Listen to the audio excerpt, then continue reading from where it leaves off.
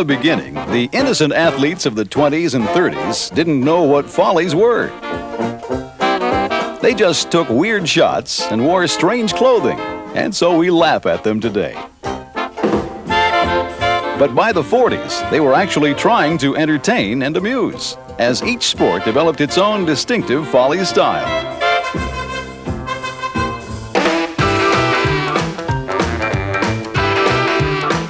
In the 50s, giants of the genre emerged, and interest in sports humor exploded. The 60s and 70s saw a rogues gallery of colorful characters humanize the follies. Soon, we were plunging headlong into the 80s. Today, big league athletes can pull off a sensational stab, then make a fabulous faux pas. Somehow, that's so reassuring to all the rest of us.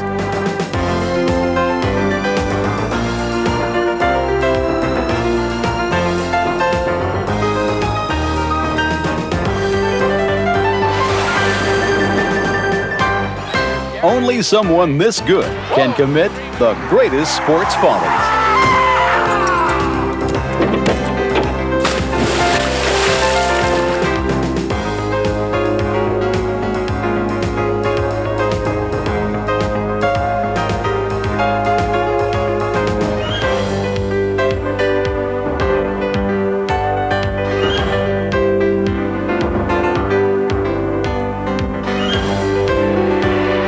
Ground ball back to the mound. Can't get it out of his glove. He's running toward first. He throws the ball and the glove, and Hernandez is... I'm saying now they're tackling our guys on pass protection.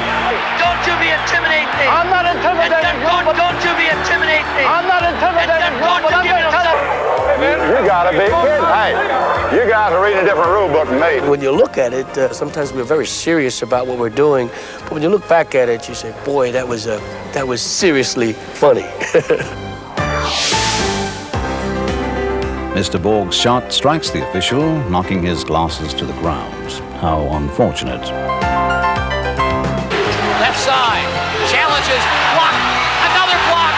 Harry, another block, and they'll score the last one. Hextall is so strong in clearing. Drops it. Here he goes. Bidding for one. Here's the clear.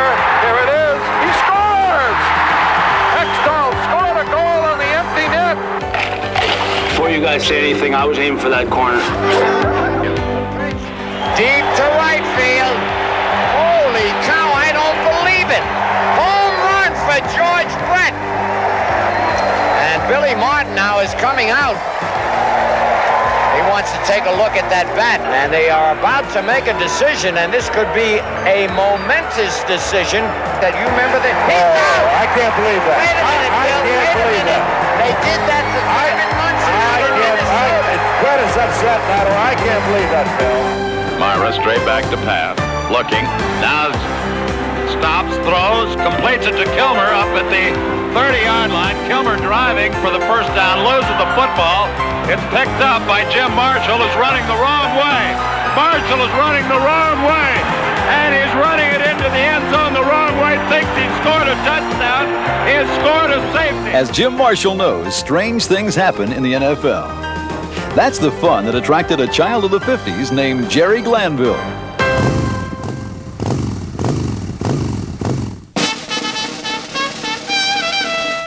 I've never gotten out of bed where I don't want to run in and go to work. And when you have that feeling that there's no drudgery, that you just can't wait to get there, then my philosophy is you really don't have a job. You have some part of your life that you enjoy doing. You catching on? Yeah, I think so.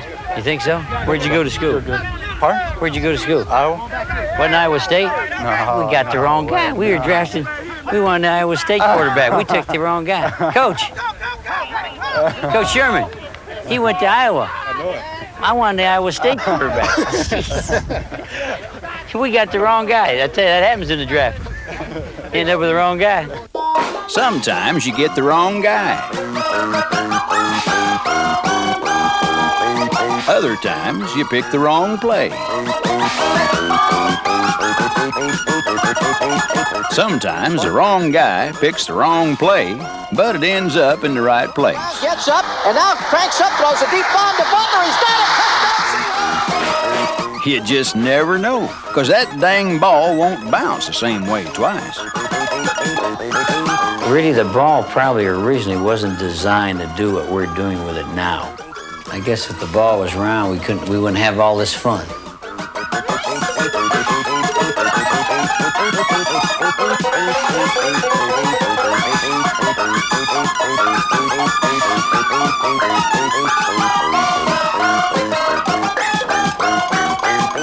The Houston Oilers keep coming up smelling like a rose, thanks to their happy-go-lucky coach and a fairly sizable home field advantage. Probably our biggest advantage in the Dome is we have giant Texas cockroaches.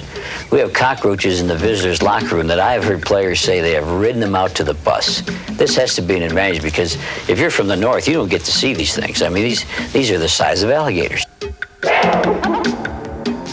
Each NFL stadium has its own little surprise for visitors. Magnets in the turf at Seattle.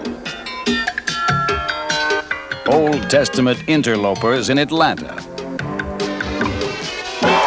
Landfill leftovers in New York. California's La Brea tar pits. Arctic Circle antics in Green Bay. Thin air in Denver. And Hound of the Baskervilles weather in Chicago. I say, old chap, did you say a game was being contested at Soldiers Field today? Without my bifocals, I can't quite make out the pitch. Here's how it looks to us, and we're only about 20 yards away from the play. We can hardly see it. In the stands, the fans can't, and they're relying on the play-by-play announcer to keep them abreast of what's going on. Cunningham looking, he fires the pass, and it is intercepted. It may be intercepted by the Bears. Sometimes Mother Nature gives these play-by-play types a good excuse for blowing a call. But what's their problem when the sun's out? Miller going to hand it to Primus. Primus, 5, 10, 12, lefting, 17, 10, 6, 5, touchdown, Primus in the corner. Other times, they just don't believe they saw what they saw. And he's bent over the top, stays on his feet. To the 40, to the 30, to the 20, to the 10, and he scored! I don't believe it. Hey, yo, all this high-flying football makes Jerry Glanville smile. But you gotta go back about 30 years to make his heart really skip a beat, you know? To Jerry from Elvis, thanks for the tickets. He's not dead. He's alive. Yeah, Jerry still hangs out with Elvis and drives James Dean's car. James Dean's in the trunk. Now, we can take the mail out of this car and make 150 Toyotas. That you'll never see Coach Glanville on the downbeat. But the Oilers, they play a wide-open game, you know. They, whenever it comes time for them to do something, they jump on it and go with it. The king approves of the Oilers' wide-open style, and the players all march to the beat of a different drummer.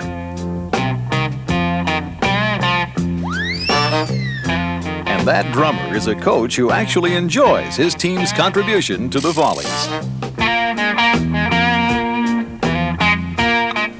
I was on the ball here. It's his hands that weren't working.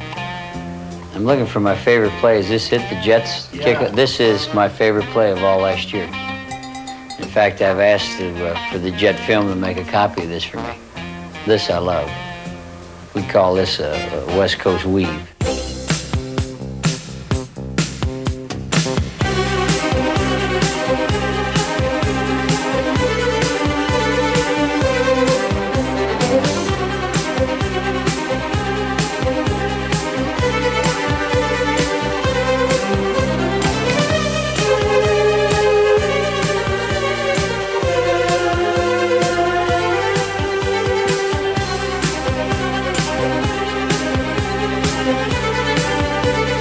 The New York Jets set an unofficial world record for number of laterals, yards traveled, and elapsed time on this play. But you know what they say. Those who live by the West Coast weave die by the West Coast weave. Now to Richardson. And it's taken by Tampa Bay down the right sideline. Vince Leflin's going to go all the way for the touchdown. You see, record-making, breathtaking, game-breaking plays are always just one oops away from a folly. Fans love them, but for coaches and players, there's only one thing worse. Way up here. Official. He's up here, sir. Come on, you see 88 holding out there. God, what you gonna do, stand there and let him hold? Hey, the ball hadn't been kicked. And we have a good conversation going on with most of these people, and I think we look forward to seeing them, and they look forward to having a little conversation with us each Sunday. You are a liar. You're a big liar if you are a liar, Earl. You are a liar. I throws two balls, and all of a sudden you're gonna call the other one. That other pitch wasn't a strike. Where's he allowed to go? He cannot go. You man avoiding the tag? Yeah, he can get around him. How far? That's 3 holding penalties on one football team in a quarter and a half. That ain't funny. No. You gotta use your judgment on it. I understand. No, 1, 2. Is that right? Yeah.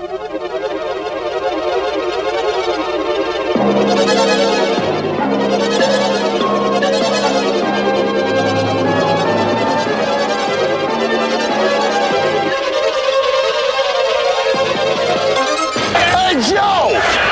Hey, Jerry. Hey, Jimmy. Hey, Airman. Hey, you over-officious jerk. Get out of here. Get out of there. Well, that's good enough for me. Okay. But sometimes get some help on it, too, all right? All right. I have no confidence with you, buddy. There's not 1 inch. Everybody has their own style of communicating with officials. Head coach John Chaney of the Temple Owls only has to establish eye contact.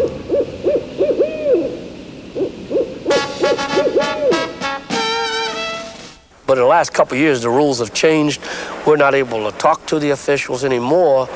So now I'm guilty of just staring at them once in a while. They've called a couple of my stares the one-eyed Jack stare. But we can't talk to them, so at least I can stare at you. John, I wouldn't want to meet in an alley because he stares at you with those big eyes, and I would just drop over, play dead, because he would scare the heck out of me.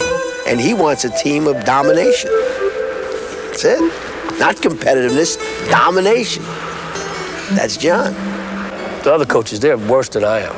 At least I think they are. Especially that Roley. Roley and Speedy, yeah, they're bad boys.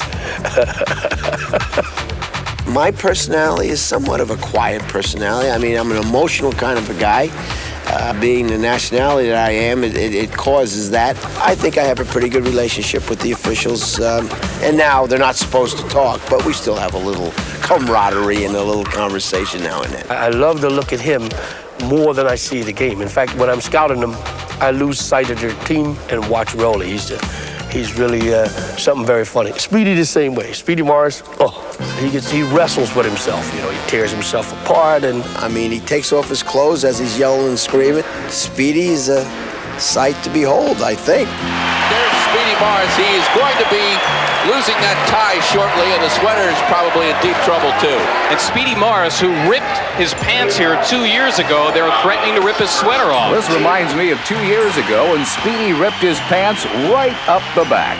I ripped them because I was wearing 36 pants. I got about 39 waist, you know, and I learned since then to buy bigger pants. And I just expanded too much for the pants, and they couldn't take any more. They had enough, and they just popped. The fans saw it. I mean, it wasn't just a little tear. I was just happy I had clean underwear on. And of course, when he went in at halftime, his wife was sewing his pants up, and he was standing there coaching in his underwear. And he still won the game. That's what I told him. Split them every time you play. I said, you're better off. If they give you a W, that's all it takes. These 3 coaches all work in the same building. Philadelphia's Palestra is the home court of a unique city series called the Big Five. Each year, Temple, LaSalle, St. Joseph's, Villanova, and Pennsylvania display Division I college basketball at its best. So that fire is always burning. You don't have to come out with any great Newt Rockney speeches. Not at all. It's always a fire that's already there to win the Big Five. And here's Gary from long range. Whoa, 3-on-1. Williams up again, and it's not going to be blocked. Rodney Play center. And there's a dunk. Runcie with a post. Jam. 5 minutes left. It's a 2-point ball game. Comes Presley, 3-on-1. Presley from the glaze.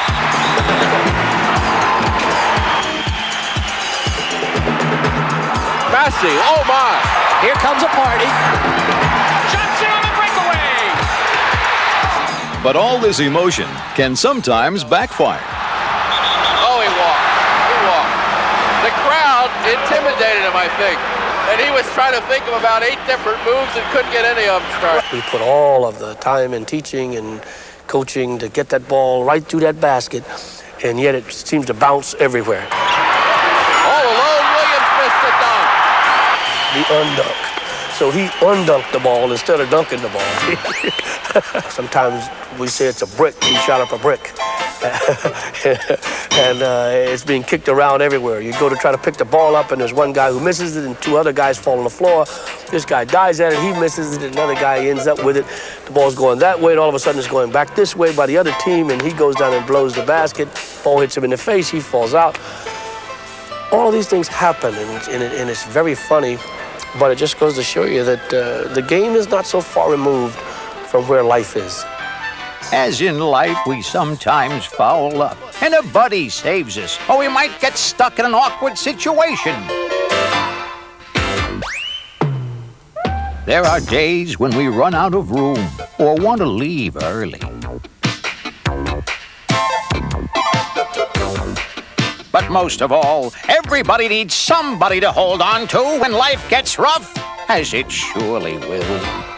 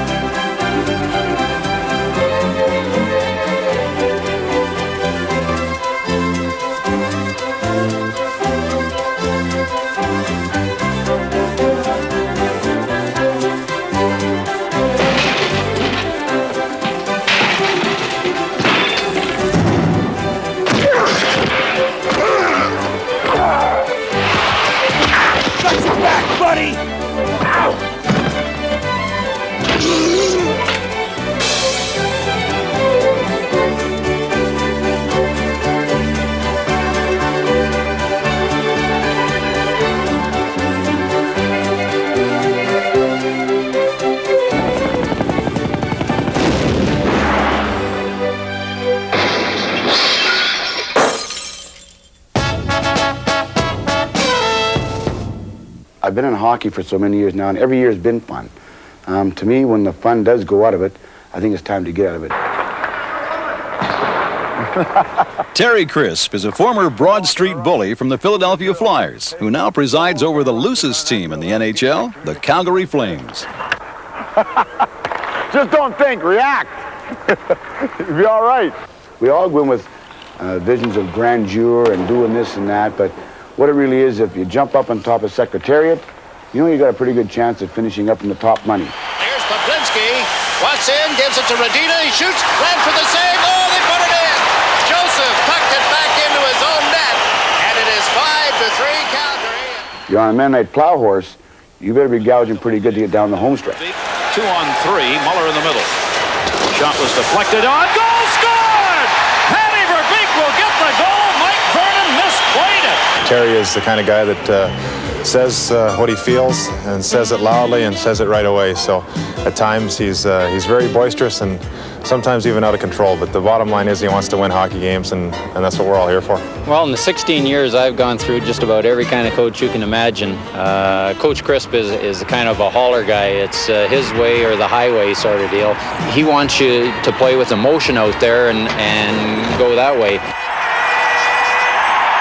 They're all men, they're family men, they're human beings, and we're going to make mistakes.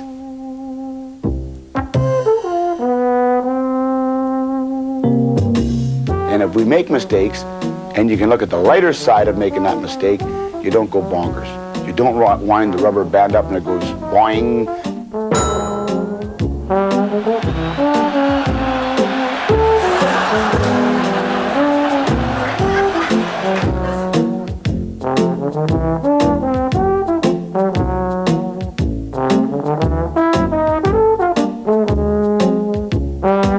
It's not always serious out here, and if you don't have fun with it, you won't last very long. Something funny just happened. Dave Maley put on Manson's helmet as he's skating off the ice. He did. He thought he had his own helmet, tucked it on, and was skating off.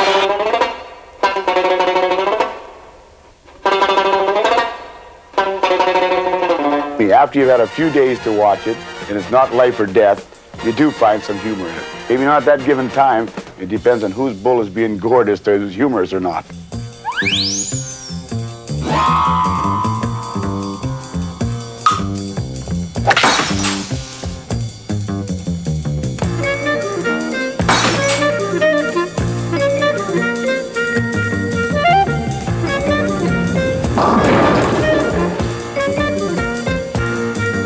I think that you got to have a sense of humor to play in this game, and there's a lot of funny things that happen during games. But sometimes it's fun, sometimes it isn't fun. He centers it out in front of the net. There's nobody there. There's a loose stick, and there's a loose glove, and the glove scores. Fellas, this is hardly the time or the place, you know. Where's the puck? Where's the puck? Come on, fellas, please, just knock it off, okay? Come on, guys. Take that, eh, you poser. So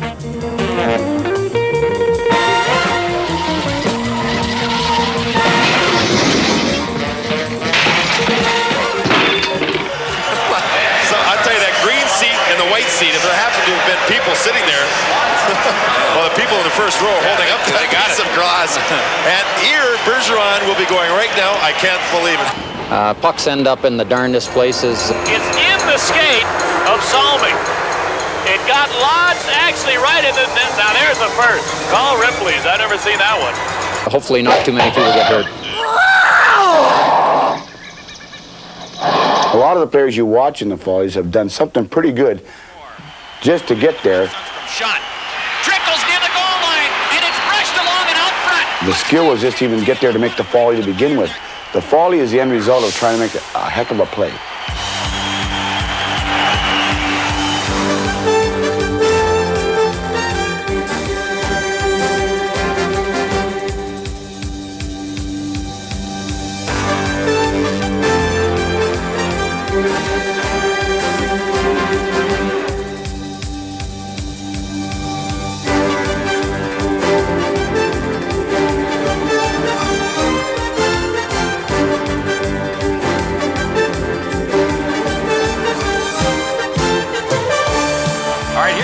Shot. Now you can see how he puts it in the corner. Now watch this puck hug the boards. It looks like it's going to stay there all the way. It's magnetized. The goalie thinks it's coming back behind, but he's wrong. It's a score. Life's not just a bowl of cherries every time. You just can't have fun every day, because sometimes we're going to hit some pitfalls along the way. But if by and large you're having fun, you're enjoying your sport, you're enjoying your teammates, hang in there. Keep doing it, because the fun days far outnumber the miserable days. Believe me, they do. And too soon, too fast, they leave us, they're gone, and you can't get them back. Terry Crisp and his Calgary Flames have demonstrated that the right blend of fun and games can take a team straight to the top. Lanny McDonald shoots. He scores. The old man has come through. The Flames are ahead 2-1 in the Stanley Cup final. In 1989, the Flames followed the lighthearted lead of their bushy-faced elder statesman and curly-headed coach to the World Championship and a nice little trophy they call the Stanley Cup.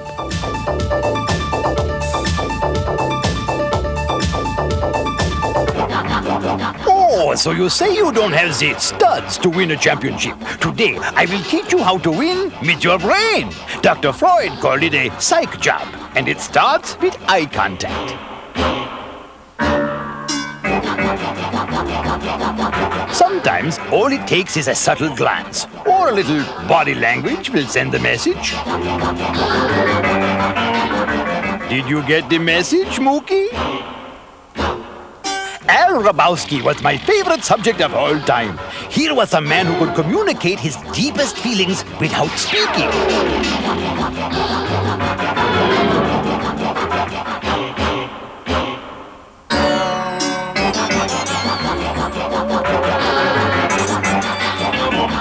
Grabowski was called the Mad Hungarian, but he was nothing compared to tennis pro Ilie Nastase, a Romanian known as Dracula. Hey, loosen up, Ely! I don't know. I'll loosen up. I'll loosen up right now because I'm tense right now. As a touring professional, Ilie Nastase was the loosest player to ever grace a court. In a game marked by somber intensity, Ilie was a child at play. He was a gifted athlete and brilliant shot maker who was at one time ranked in the world's top 10. But he simply couldn't resist his natural temptation to have some fun. Often he flashed back to boyhood memories of soccer in his native Romania. His attention span was short, and he frequently lapsed into a fantasy land fueled by his own fervid imagination, initiating dialogue with the ball, his racket, and himself.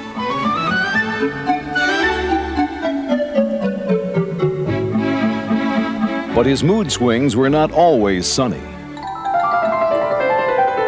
He could suddenly turn as dark and menacing as a Bucharest winter. At these times, he became nasty Nastase. Intimidating officials. Disturbing opponents. And shocking fans.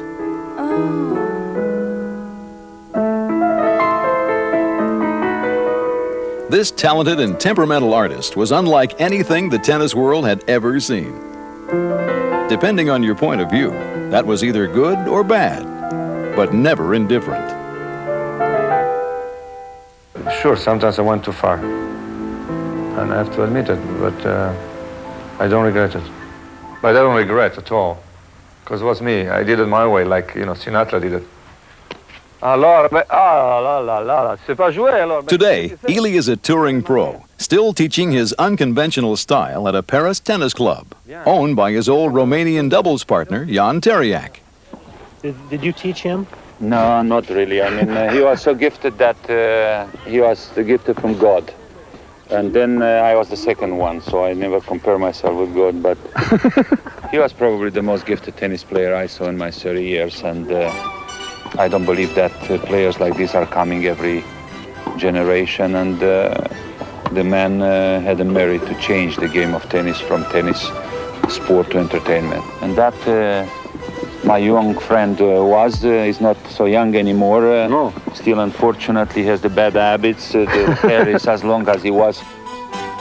A young Ilie emerged on the international scene in the 60s as a member of the Romanian Davis Cup team, led by his Svengali, Jan Teriak. The prodigy was taking graduate classes in Intimidation 101 from Professor Teriak.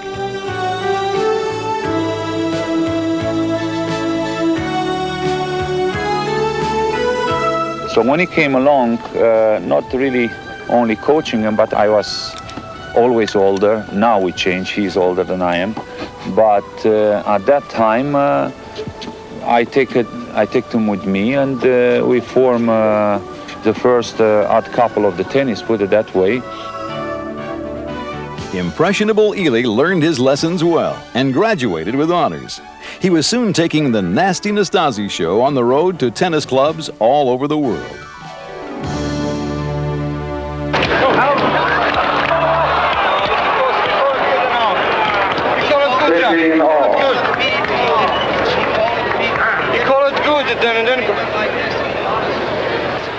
These guys are terrible. Please. Yes, the rest of Everest. Quit stalling.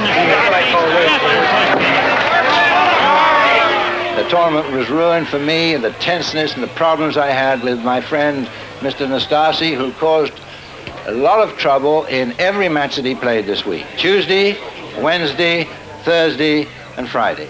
You know, they talk about Nastasi being the victim of all this. Think about the guys that lost to him because of it. So, you say this nasty Nastasi fellow from Bucharest is rude and boorish. Maybe so, but he's also very entertaining. So long as you don't have to play him, that is.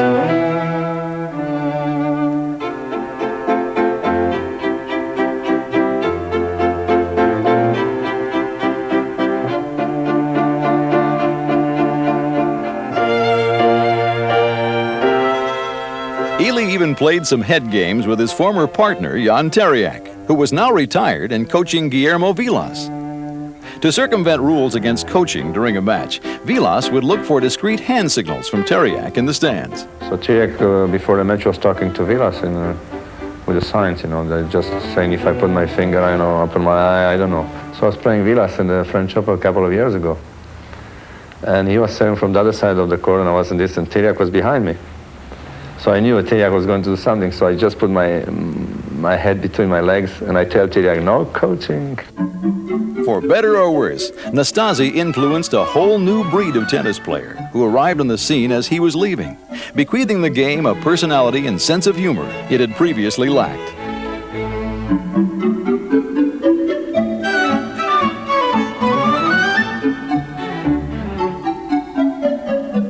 Nastasi never worked. He played the game. I did have fun. You know, it's every time I was playing the court, I have fun. I mean, losing or winning, I have matches that I like it, but I lose the match, and that's the way I was. In the world of sport, there are precious few originals. Ely Nastasi was one of the greatest. Well, Nastasi's colorful counterparts can be found in every sport.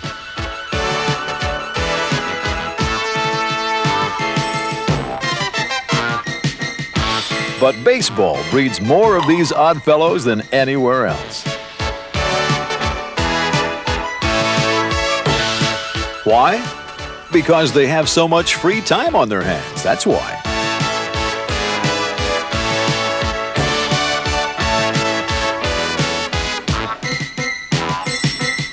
Larry Anderson is a well-traveled middle reliever who keeps assuming new identities. That's me. I'm Nolan Ryan. Last year, gave up a home run to Schmidt in the Dome, and it was pretty much a blast. And Hal Lanier came out to the mound. He said, looked at me and kind of shook his head. He says, anything hit that high and that far ought to have a stewardess and an in-flight movie. Now that was comforting, I'm not about to put baseball above life. And I think that's, you know, the things I do is part of my life. Even when he was with the Phillies, Anderson has always been strange. Sort of like Pittsburgh's Andy Van Slyke, whose off-center ideas led to the nickname Norman, as in Norman Bates of Psycho. Baseball players, I think, have fun in any condition, no matter what it is, and especially when it comes to the snow and rain, because when you make a mistake on the field and 50,000 people see it, you better have a sense of humor, because if you don't, you're going to end up checking into the Bates Motel pretty soon. Today is April 8th. We're in Wrigley Field, Chicago. And this is the Pirate Trio of the Pittsburgh Pirates, even though there's more than 3. Okay, guys? Ready? Hit it. Hit it. 1. Hit it. 1, 2. 1, 2, 3. The weather outside is frightful, and I am so delightful. I don't want to play. So let it snow, let it snow, let it snow.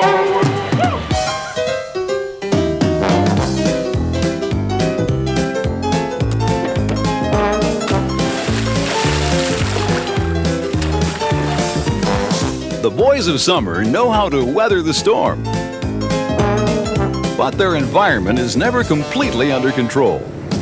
Blimps blot out the sun.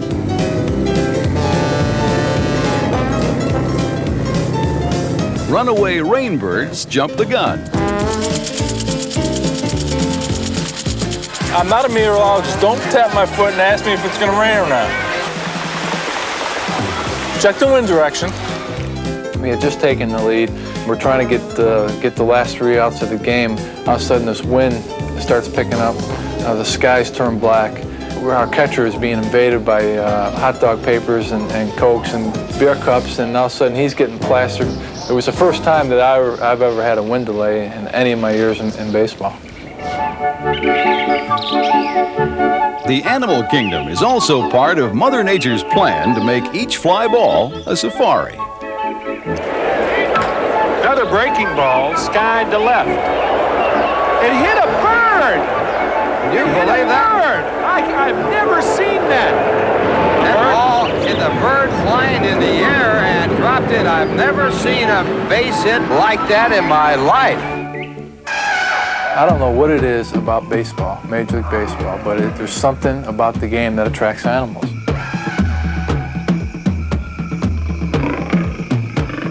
You got squirrels running around the field. You got cats, birds, bugs. They get down the field and they get in your eyes and they get in your ear. And I was running after the ball one time and with my mouth open and bingo. Here comes a moth flying right into my throat, end up swallowing it, and I end up almost dropping the ball, and nobody knows it. And now I'm the only guy who ends up almost being the GOAT because of a moth. A ball soars through the night sky. Mr. Andrew Van Slyke of the Pittsburgh Pirates intersects the hurling sphere an instant before it plunges to earth. This skill has earned Mr. Van Slyke a gold glove, yet he knows at any given moment he can enter another dimension of time and space known as the Follies Zone.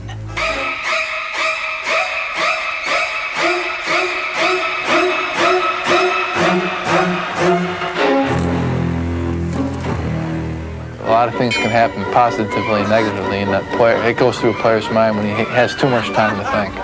When he's sitting there camp under a ball, he knows that there's 2 outs and the base runners are running around the bases trying to get to home, and he's waiting, he's backing up, he's waiting. And he goes, I got it, and clank, it hits his glove. He drops it. In the back of his mind, he almost knows, hey, I knew that was going to happen. Why did it have to happen? He's caught the ball 99 out of 100 times before the ball was hitting. And he knows that, I probably got it, but that one time he's waiting, and clank.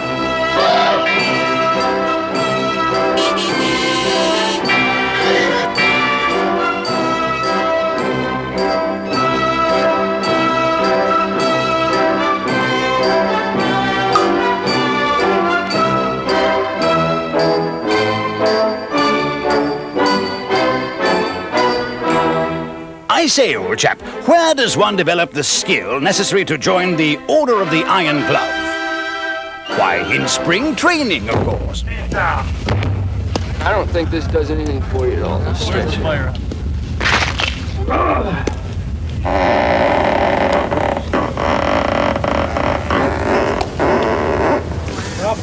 Hey, Wealthy boy! Hey, Norton! Hey! Spring training is the time for suntans.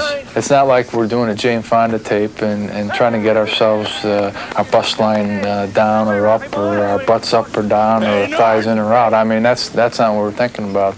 Every day I would come in and boast about how well I was catching bats in spring training, and that's all I thought about when I was on the field in spring training. Those who survive fishing trips in Florida earn a spot on the traveling squad. That's smart.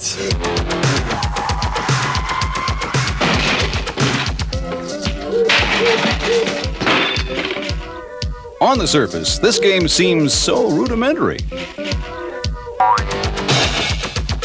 Simply proceed to each base in sequence, stopping only when necessary.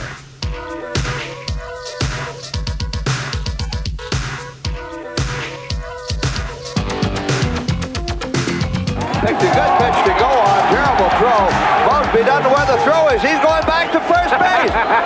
Is he going to steal first? He steals first. Now he's going to steal second again. I've never seen it before. Where's Evan Casella when you need him? Such a basic task. Strike a leather-bound ball of twine with a sturdy stick of wood.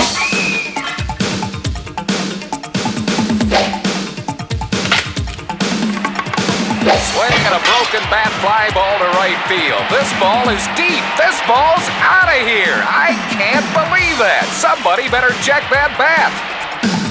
Oh, yes, and don't forget to bring along your sense of humor.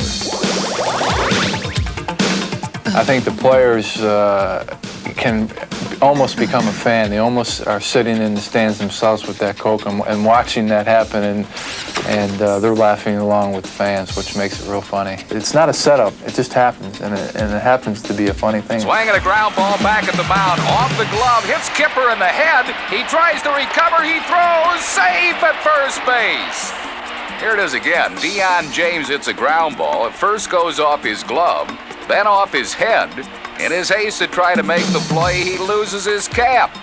Knowing Andy Van Slyke, Slick will have something to say to Kipper about this when they look at it again. Trying to duplicate one hoppers off the face is not an easy thing to do. It takes a lot of work, practice. He said the thing I need to work on is the cap flying off my head a little bit better. And that's just the way I approach it. You got to have fun. To me, I don't know how you cannot have fun at this level. I mean, you're playing in the big leagues. It's something that you've always wanted to do. If you can't have fun here, I'm convinced you're not going to have fun when you're pumping gas when you're out of base, if I can tell you that. Fun and games. That's what sport is all about at any level.